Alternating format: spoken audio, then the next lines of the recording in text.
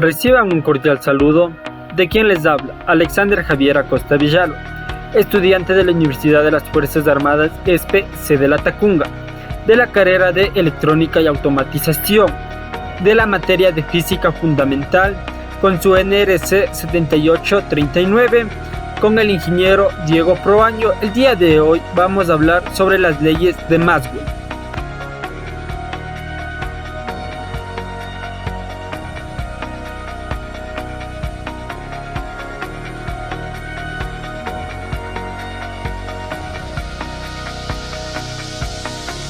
Como una introducción sobre las leyes de Maxwell, tenemos de la carrera de Electrónica y Automatización, de la materia de Física Fundamental, con su NRC 7839, con el ingeniero Diego Proaño. El día de hoy vamos a hablar sobre las leyes de Maxwell. Ecuaciones de largos años resultando experimentos debido a la ley de Coulomb, Gauss, Ampère, Faraday y otros, introduciendo los conceptos de campo y corriente de desplazamiento, unificando los campos eléctricos y magnéticos. A continuación tenemos un desarrollo histórico de las ecuaciones de Maxwell. Desde inicios del siglo XVIII, diversos científicos formularon leyes cuantitativas que relacionaban las interacciones entre los campos eléctricos, los campos magnéticos y la corriente sobre conductores. Entre estas están las leyes de Ampère, la ley de Faraday o la ley de Lenz. Maxwell lograría unificar todas las leyes en la descripción coherente del campo electromagnético. Luego, como primera ley tenemos de Gauss para un campo eléctrico, que nos explica la relación del flujo del campo eléctrico a través de una superficie cerrada con la carga neta encerrada en dicha superficie. Se define como el flujo eléctrico, donde que el fluido eléctrico no transporta material, pero ayuda a realizar la cantidad de material que pasa por una superficie. Es matemáticamente, como vemos ahí la expresión, la integral de E por ds es igual a la carga sobre epsilon sub 0, donde que la ley del flujo del campo eléctrico a través de una superficie cerrada es igual a la corriente de la carga Q o de la suma de las cargas, que en su interior es la superficie de la permeabilidad eléctrica en el vacío, donde que la fórmula. Luego tenemos unas fórmulas, como podemos ver ahí, la fórmula de la ecuación diferencial, donde que la ley de Gauss es la forma que afirma el teorema de divergencia en el campo eléctrico, es proporcional a la densidad de la carga, como se puede apreciar en la fórmula, donde ρ es la densidad de la carga por el medio del interior de la superficie cerrada, y que esto significa que es del campo eléctrico E diverge y sale de una carga ρ sobre epsilon sub 0, donde que la representación gráfica como vectores que salen de la fuente genera dichas direcciones, donde que conviene el valor de la expresión de un positivo y salen los vectores hacia un negativo. Luego tenemos la ley de Gauss para un campo ahora magnético, donde que este experimento se llegó al resultado que los campos magnéticos, a diferencia de los eléctricos, no comienzan y terminan en cargas diferentes. Esta ley primordialmente indica que las líneas de los campos magnéticos deben estar cerradas. En otras palabras, se dice que sobre una superficie cerrada, sea cual sea esta, seremos las capaces de encerrar una fuente o sumidero de campo. Un modelo matemático igual, al encerrar un dipolo o una superficie cerrada, no sale ni entra el flujo magnético, por lo que el campo magnético no diverge, no sale de la superficie, entonces es divergente, es igual a cero, como se aprecia en la imagen, en la fórmula, donde que luego tenemos la fórmula, la variancia por B es igual a cero, y luego tenemos que la fórmula integral equivalente es, como la fórmula integral equivalente es claro que la divergencia es igual a cero, que no salen ni entran vectores. En el campo no divergente, es decir, que la divergencia de B es igual a nula. Sea como sea esta forma de integral, en el campo eléctrico esta ecuación no funciona si la integral está definida a una superficie cerrada. Luego tenemos la ley de Faraday o de Lenz. La ley de Faraday-Lenz nos habla sobre una introducción electromagnética, que es una original de la fuerza electromotriz a un campo magnético. Es habitual llamar ley de Faraday-Lenz en honor a Heinrich Lenz, ya que el signo habitual de menos también se llama como ley de Faraday, debido al descubrimiento de la inducción de manera separada, que casi simultáneamente lo primero que se debe introducir es una fuerza electromotriz, como se puede apreciar en las imágenes, en las fórmulas, donde que ahí nos indica la fuerza electromotriz como E, como epsilon. Si tenemos el campo magnético de la variable con un tiempo y una fuerza electromotriz Eso incide en cualquier circuito eléctrico. Como el campo magnético está dependiendo de la posición, tenemos un magnético que es igual a la siguiente integral, como podemos observar. Luego finalmente la expresión de la ley de Faraday, que es la superficie en el vacío por B por la derivada de el signo negativo, explica que el sentido de la corriente inducida en el flujo que se opone a la causa que lo produce, compensando así la variación del flujo magnético según Lenz, donde que la fórmula diferencial es igual de la ecuación, es decir, es rotacional al campo eléctrico de esta derivada a la inducción magnética con respecto al tiempo. Luego tenemos que la ley de Faraday, en una breve imagen, es el potencial inducido en un circuito, donde que existe el potencial eléctrico inducido en el campo eléctrico, que se representa como la fórmula que ya le vimos, que era la integral en el vacío por B por el diferencial de S. Como podemos ver en la imagen, existe la energía mecánica, el espiral rotando, la salida de energía eléctrica. Y nos puede decir que toda variación del flujo magnético que atraviesa en un circuito cerrado produce de una corriente eléctrica inducida. Ley de Ampère generalizada. En la ley de Ampère generalizada, formuló un campo magnético inmóvil y una corriente eléctrica que nos varía en el tiempo, donde que la ley de Ampère nos dice que la circulación de un campo magnético B a lo largo de la curva cerrada es igual a la densidad de la corriente, donde que la superficie cerrada es la curva C. Luego tenemos que matemáticamente sobre una superficie cerrada C tenemos igual a la integral, como se ve en el modelo matemático, donde que μ sub 0 es la permeabilidad magnética en el vacío. Pero cuando esta relación se considera con los campos que varía a través del tiempo, llega a cálculos erróneos como el de conservación de la carga, donde que ahí Maxwell corrigió la ecuación para lograrlo, adoptarlo a campos estacionarios, y posteriormente pudo ser comprobada por Hertz, donde que Maxwell tomó de nuevo una nueva ecuación. En este caso el Ampère produjo un campo eléctrico que varía en el tiempo y en el campo magnético, y además consecuente en el principio de la conservación de la carga. En la fórmula de la ecuación diferencial, esta fórmula sencilla explica la ecuación, que es de un alambre que tiene una densidad de corriente, y esta provoca la aparición del campo magnético B rotacional alrededor del alambre y del rotor que apunta a B.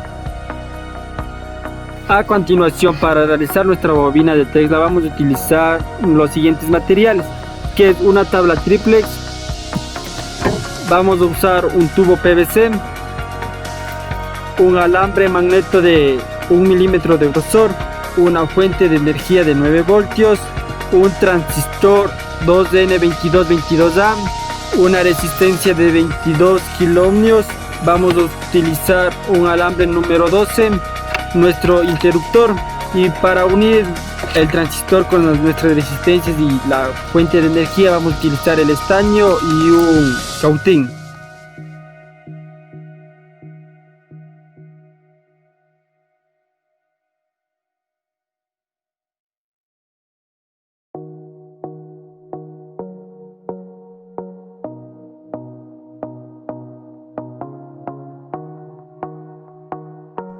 Primero obtenemos nuestro tubo de PVC de unos 10 centímetros.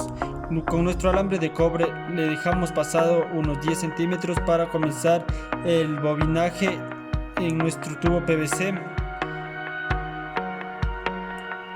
Le obtenemos ahí. Para que esto no se nos mueva y queda fijo, con un poco de cinta le colocamos aquí para que no exista ningún movimiento, no se mueva y quede fijo. Vamos a proceder todo nuestro tubo PVC al bobinaje con nuestro alambre hilo de cobre.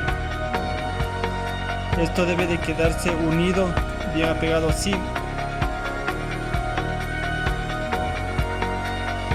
Y continuamos todo nuestro tubo PVC enrollando. Una vez rebobinado el cable en el tubo PVC de 10 centímetros. Dejamos unos otros 10 centímetros para unir con el transistor 22N2222A. A continuación, como procedimiento de armado, vamos a obtener poco de cinta, vamos a colocarlo en nuestro transistor, vamos a pegarlo con los números que queden por arriba, bien pegado. Luego nuestra bobina, que ya lo realizamos, debe de quedar la parte de arriba para que vaya a la esfera con el aluminio, y la otra parte le vamos a pegarlo aquí junto a la tabla triplex que queda ahí con la ayuda de nuestra pistola de silicona. A continuación, con lo que le pegamos con nuestra silicona, vamos a sujetar nuestra tabla triplex hasta que quede bien asentada. A continuación, con nuestro interruptor y con nuestra ayuda de la pistola de silicona, le vamos a pegar.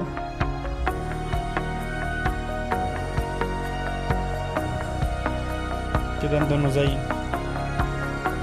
A continuación, con nuestra resistencia de 22K y la ayuda de un cortafrío, vamos a soldar en la pata central de nuestro transistor. Una vez soldada nuestra pata central con nuestra resistencia, le vamos a quitar de aquí el esmalte que tiene de nuestra bobina para soldarlo luego igual en la pata central de nuestro transistor.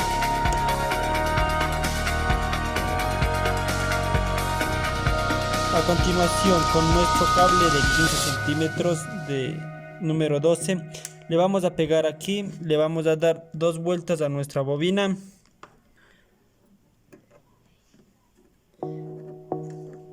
Y luego le pegamos en otro punto, y de este punto debe de ir a la pata derecha de nuestro transistor, donde que igual soldaremos con nuestro cautín. Con la punta de un extremo de este cable le vamos a unir en la pata de nuestra resistencia con ayuda de nuestro cautín.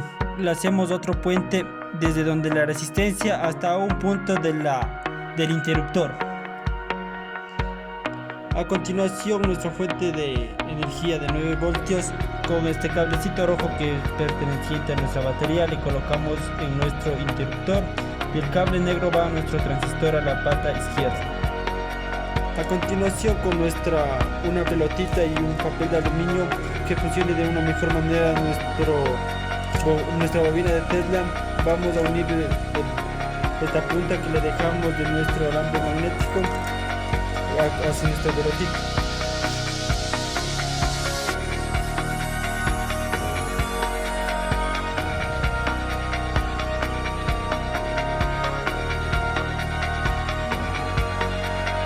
Bueno, ahorita de funcionamiento de nuestra bobina Tesla, primeramente vamos a utilizar un LED azul. Vamos a hacer la prueba, le encendemos nuestro interruptor y vamos a recorrer nuestro foco LED por toda la bobina. Como podemos ver, si nos encendió en toda nuestra bobina, igual en la esfera que tiene que es forrada por el papel aluminio, como por todo el campo magnético que es por el alambre de cobre. Como podemos ver, en todo lado funciona nuestro foco LED. Ahorita vamos a hacerle la prueba con nuestro foco ahorrador, igualmente por toda nuestra bobina de Tesla. Vamos a proceder a encender nuestro interruptor y vamos a recorrerlo por toda nuestra bobina. Como podemos ver, si nos está encendiendo nuestro foco por la parte superior de nuestra bobina.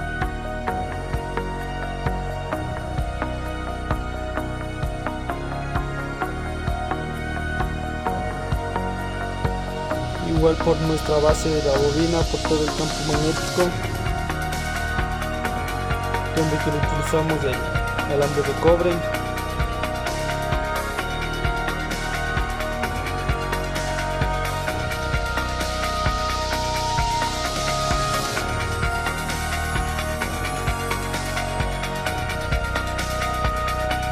A continuación, como cálculos debemos de encontrar la capacidad de nuestro cilindro de nuestra bobina, donde que la fórmula es C es igual a L sobre 2K logaritmo natural del radio B sobre el radio A, donde que L puede estar expresado que es la longitud en metro cuadrado, milímetros y milímetros cuadrados.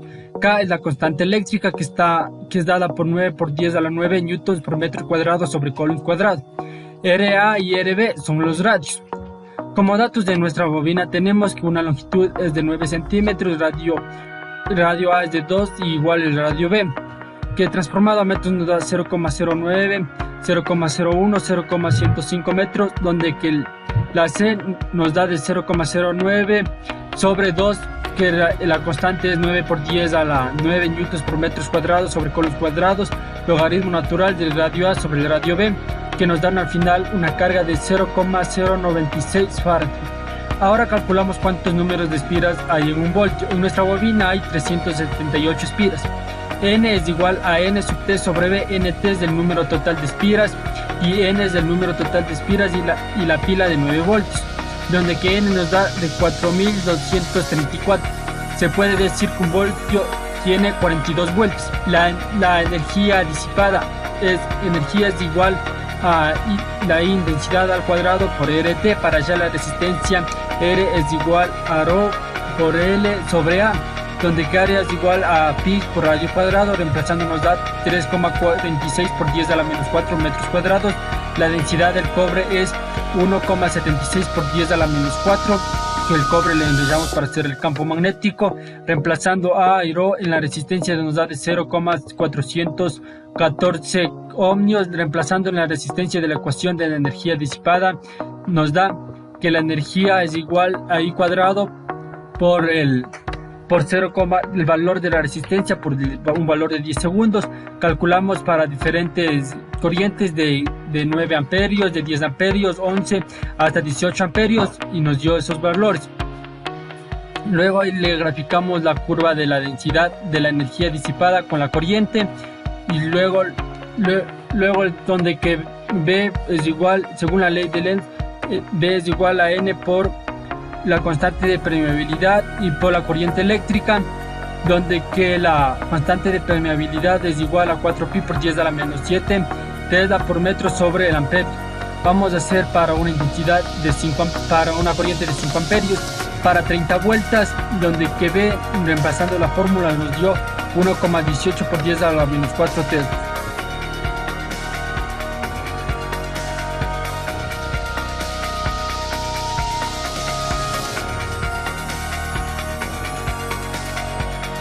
A continuación, como los siguientes reactivos sobre las siguientes leyes de Maxwell, tenemos que una bobina circular que está formada por 100 espiras de 2 metros de radio y de 10 ohmios de resistencia eléctrica se encuentra colocada perpendicularmente a un campo magnético de 0,85. Si el campo magnético anula en 0,15. Debemos de determinar la fuerza electromotriz magnética, la intensidad, la carga transportadora, donde que primeramente calculamos por la medio de la ley de Lenz que N es igual a B por S de la superficie, N por B por coseno. Reemplazando los datos tenemos que la fuerza electromotriz magnética es de 0,032 pi. Luego calculamos la energía que nos da 0,032 pi.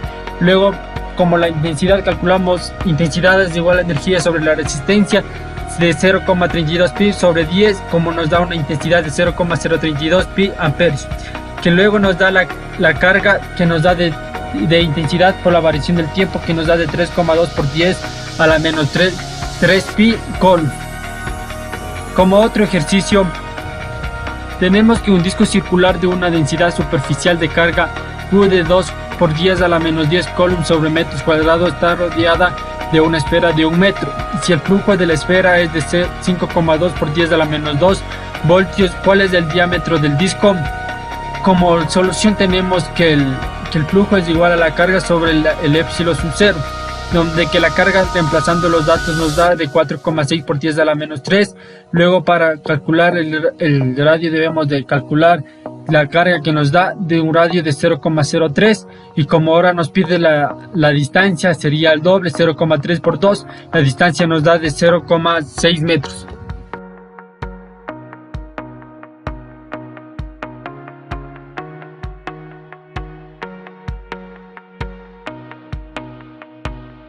Se puede apreciar que las ecuaciones de Maxwell son un conjunto de 4 ecuaciones, originalmente en su población era 20, que describen los fenómenos electromagnéticos. Luego, la gran contribución de Maxwell fue reunir las ecuaciones de Coulomb, Gauss, Faraday, Ampère en base a los resultados de los experimentales. También se puede decir que interactúan 2 o más cargas eléctricas, donde que las líneas de un campo eléctrico se visualizan la magnitud y dirección. También la fuente se basa en tensión eléctrica. Y por último, una contribución importante fue la inducción del término complementario de la ley de Ampère. Gracias.